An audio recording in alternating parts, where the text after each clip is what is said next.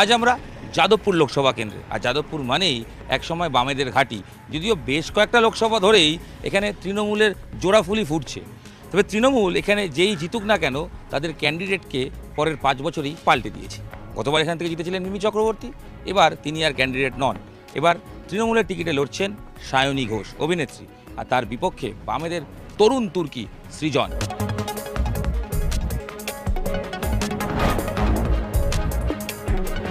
এবার ভোটে দাঁড়িয়েছেন সায়নী ঘোষ, চেনেন?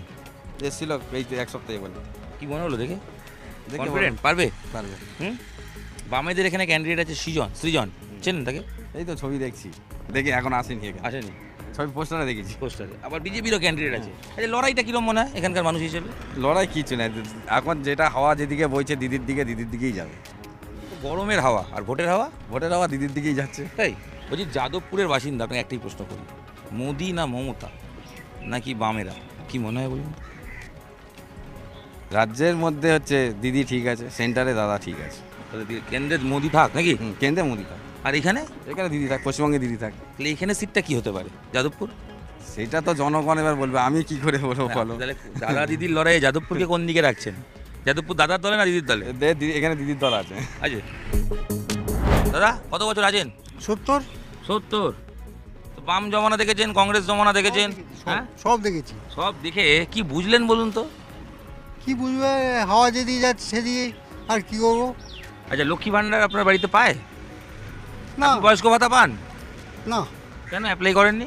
অ্যাপ্লাই করেছি, আমাকে দেয়নি। সে কি, সবার তো পাওয়ার কথা। হওয়ার কথা সবাই দিচ্ছে, কাউকে দিচ্ছে না। মুখ চিনে দিচ্ছে, কাউকে দিচ্ছে না। এটা কি রাজনীতি আছে নাকি? এই মধ্যে তো রাজনীতি আছে। মানে অন্য দলের সমর্থক হলে পাবে না? হ্যাঁ, হ্যাঁ। হবে না। আচ্ছা, এখানে তো যাদবপুরের এই অঞ্চলগুলোতে একসময় টালিগঞ্জেই প্রচুর বাম ছিল, মানে সিপিএম ছিল। সব বাম, 24 পরগনা সব বাম ছিল। সেই বাম গেল কই? সেই বাম তো একদম মুছে গেছে। সায়নী ঘোষকে চেনেন? হ্যাঁ। কে বলুন তো? শারীরিক ঘোষ তো এই আমাদের ভোটে দাঁড়িয়েছে তো। তৃণমূল। তো কি মনে হচ্ছে, লড়াই হবে? লড়াই তো দিদির আওয়াজে যদি জিতবে।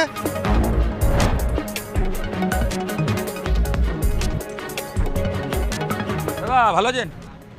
গরম তো খুব। গরম তো নিশ্চয়ই পড়েছে। এখানে থাকেন তো নাকি? হ্যাঁ। তো এই যে গরম আর ভোটের গরম, কোন গরমটা ছ্যাঁকা লাগছে? আমার তো মনে হয় বলছি যে ভোটের গরমটা বেশি লাগবে। এখানে বিজেপির ফুল নাকি তৃণমূলের জোড়া ফুল নাকি কাস্তে হাতুড়ি? আমার এখানে আশা করি আমার সব থেকে গর্ব জুনিয়র টিএমসি। এখানে তৃণমূলের এমপি জিতছে তো? একদম, আমাদের অরিব না, বিশ্বাস না। ছাড়া আর কেউ জিতবে না না। না, অরূপ বিশ্বাস তো এমপি নয়, উনি তো বিধায়ক। আমাদের সাইনি ঘোষ জিতবেই। জিতবে তো? একদম। আচ্ছা, এর আগে মিমি জিতেছিল, হ্যাঁ। তার আগে সুগত বসু জিতেছিল, হুম। তার আগে কবির সুমন জিতেছিল। নিশ্চয়ই। আচ্ছা, বারবার এই যাদবপুরে পাল্টে যায় কেন? তৃণমূল যেতে কিন্তু ক্যান্ডিডেট পাল্টায় কেন? কেন ক্যান্ডিডেট পাল্টাই হচ্ছে শুনুন, একটাই হচ্ছে যে ভালো কাজ করবে তাকে রাখবে, যে ভালো কাজ করবে না তাকে রাখবে। তৃণমূলের এই যাদের নাম বললাম তারা কেউ ভালো কাজ করেনি, সবাই কাজ করছে ভালো। তো তাদেরকে সরিয়ে দেওয়া হলো কেন? সুবিধা হচ্ছে কেন, যে উপর মহলে যে বসে আছে, যার ভালো চিন্তা ভাবনা করে তাকেই রাখে। যে চিন্তা সিপিএম কি হলো?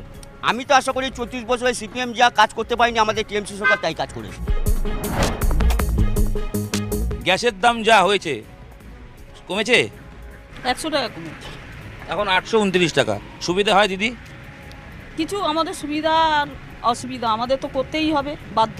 এই যে ভোট এবার, এই যে লক্ষ্মী ভাণ্ডার, এটা কি ইস্যু? এটা কি মানুষ ভাববে? মহিলারা এটা ভাবছেন ভোটে? শুধু যাই লক্ষ্মী ভাণ্ডারের জন্য যে উনি ভোট পাবেন তার কোনো মানে নেই। এইবার ভোটে কতটা লড়াই, যাদবপুরে হাড্ডাহাড্ডি লড়াই? হ্যাঁ, হবে, ওরমই হবে। কার সাথে, সিপিএম এর সঙ্গে তৃণমূল না বিজেপি তৃণমূল? বলে তো বিজেপির সঙ্গেই হবে। এখানে বিজেপি আছে? আচ্ছা, হ্যাঁ। এখানে যাদবপুরে বাম ছিল, একটা সৃজন ভট্টাচার্য বলে একটা জুনিয়র ছেলে দাঁড়িয়েছে, তরুণ তুর্কি নাকি, বাম কি ফিরবে মনে হয়? দেখছি তো ওই এলাকাটায় খুব বেশি, মানে যাদবপুরে ওই অঞ্চলটায় ওভারঅল জায়গায় সিপিএম আছে, খারাপ নেই। যাদবপুর সবসময় পাল্টে দেওয়ার কথা ভাবে, স্রোতের বিপরীতে। এইবার হাওয়া কি বুঝছেন? এবার টিএমসি সঙ্গে থাকবে, সায়নী ঘোষই জিতবে, বিপুল ভোটে জিতবে, 50,000 লিটে জিতবে।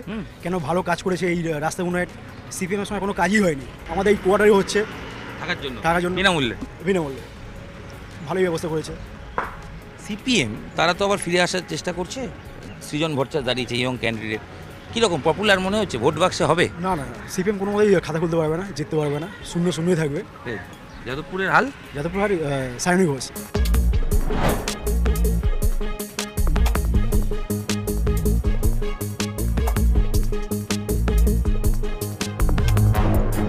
কি বুঝছেন যাদবপুরের হাওয়া কতটা গরম?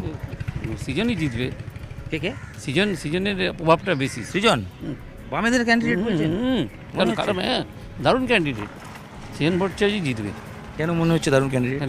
ও ছেলে যুব ছেলে, ছাত্র যুব সংগ্রামী নেতা, এই জন্যই মনে হচ্ছে ছেলেটা জিতবে। আর উল্টো দিকে সায়নী দাঁড়িয়েছে। ছাইনিরও ও তো কোনো কর্মী নয়, ও তো আর ছাত্র যুব কিছু করেই নি। ওকে বেশ কয়েকজনে তৃণমূলের দায়িত্ব সামলেছেন। দায়িত্ব কী এমন সামলেছেন ও এমন, আর এরা তো ছোটো থেকে এরা রাজনীতি করে এসছে। বিজেপির হাল এখানে কীরকম হাওয়া? অনির্বাণ গাঙ্গুলি দাঁড়িয়েছেন, কীরকম মনে হচ্ছে? ওর প্রভাব বেশি নেই। ফাইটিং হবে সিজনের সাথে আর সাইনি। দাদা, এই যে যাদবপুর অঞ্চলে কাজ করেন, যাদবপুর দেখছেন, কীরকম দেখছেন যাদবপুরকে বিগত 5 বছরে? আগের যাদবপুর আর এখনকার যাদবপুর ওভারঅল যতটা আপনি টালিগঞ্জ অঞ্চল ঘুরছেন, উন্নয়ন হয়েছে? উন্নয়ন বলতে গেলে দেখুন, ডেভেলপমেন্ট তো করাই ছিল মোটামুটি হিসাবে, ডেভেলপমেন্ট কিন্তু যা করাই ছিল। এবার সেটা রিপেয়ারিং, এর যদি দেখছেন প্যাচ ওয়ার্ক, নতুন পিচ হয় না, প্যাচ ওয়ার্ক হচ্ছে। এই ওটা যদি উন্নয়ন হয়, উন্নয়ন না, একজন এমপি হিসেবে এখানে মিমি চক্রবর্তীকে দেখেছেন? ও সেটা তো আমরা কি করে দেখবো? রাস্তাঘাটে কাজ করতে। রাস্তাঘাটে এমপিতে তো এমপিদের দেখা মুশকিল, সব জায়গায় এমপিদের দেখা মুশকিল। দিল্লি থাকে। হ্যাঁ, বেশিরভাগ এমপিদের কজন দেখে, ঘোরাঘুরি করে। আর কিন্তু মিমি চক্রবর্তী ধরুন, মিমি চক্রবর্তী কী বলবেন? মিমি চক্রবর্তী কি সেই ক্ষমতা আছে যে মানে পার্লামেন্টে গিয়ে কিছু প্রশ্ন করা, কিছু মানে বলা, সেই ক্ষমতা আছে কি? ভোট আসবে, ভোট যাবে, সবাই প্রতিশ্রুতি দেবে, কেউ একজন তো জিতবে, তারপর আমজনতা নেই।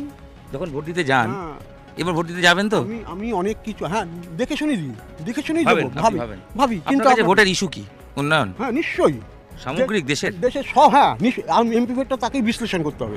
তৃণমূলের বিগত কয়েকবার দেখবেন মিমি চক্রবর্তী পাল্টে গেলেন, সুগত বসু পাল্টে গেলেন, কবির সুমন পাল্টে গেলেন, মানে জয়ী ক্যান্ডিডেট কি তৃণমূল বারবার পাল্টে দিয়েছে যাদবপুরে যেই যেতে পাল্টে যায় কেন?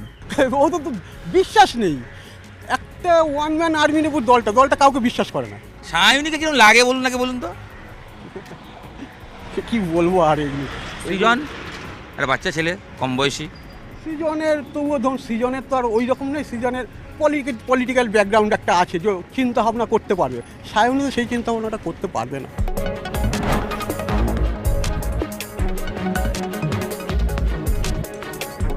ভোট কাকে দেবেন, কি হিসেব হয়েছে, 5 বছরে কাজটাজ হয়েছে কিনা সে তো বুঝতে পারছেন। তবে পরামর্শ একটাই, ভেবেচিন্তে ভোট দেবেন, যাকেই দেবেন আপনাদের ইচ্ছা, গণতন্ত্রের শ্রেষ্ঠ উৎসবে আপনারা সামিল হবেন। তবে তার আগে সুস্থ থাকতে হবে তো, তাই আমার মতো লস্যি পান, জল পান, ডাবের জল পান, খান, প্রচুর জল খান, নিজে সুস্থ থাকুন, কারণ ভোট যুদ্ধে আপনি শেষ ভরসা। সমস্ত রকম গুরুত্বপূর্ণ শিক্ষণীয় খবরাখবর সবার আগে জানতে অবশ্যই আমাদের চ্যানেলটিকে সাবস্ক্রাইব করে রাখুন।